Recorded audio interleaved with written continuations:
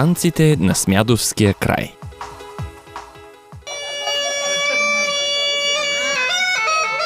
Танците на един народ са израз на родовата жизнена енергия, на радостта от общото преживяване на празниците или празните дни, в които хората си почиват от тежкия труд и пускат душите и телата си да играят на воля. Хорото е най-характерният колективен танц в целия балкански фолклор.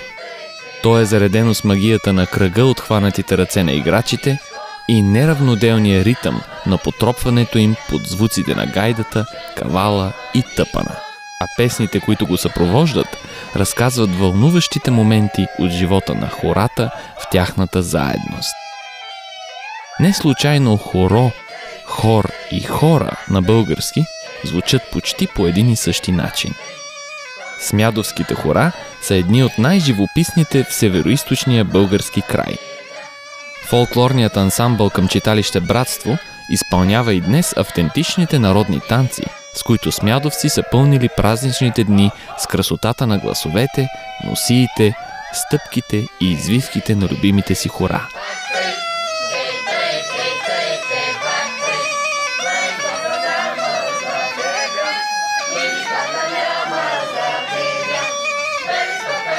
Мари Момиченце е едно от тях.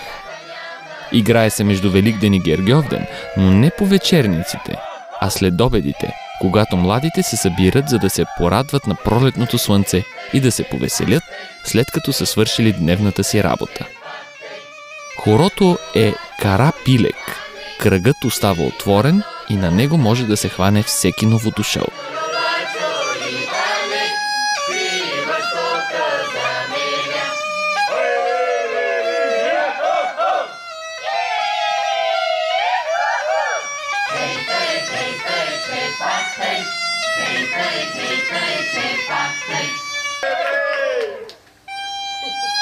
Кълновската ръченица е интересен хороводен вариант на популярния български танц, който обикновено се играе по двойки.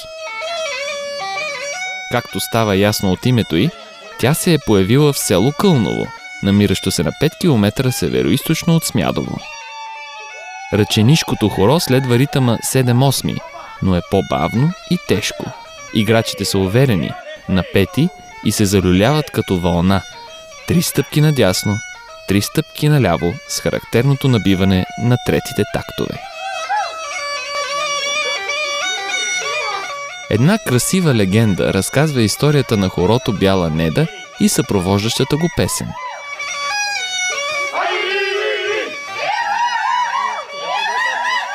Не случайно смядовският фолклорен ансамбъл си е избрал за име точно девойката от тази легенда. Хубава била Неда, с лице като мляко. А как играела? Видял я един турчин, харесал я и на едно от хората я отвлякал. Либето и Стайко обаче ги настигнал, убил турчина, върнал девойката в селото и нарекал: "Играйте сега за Бяла Неда и черен Стайко."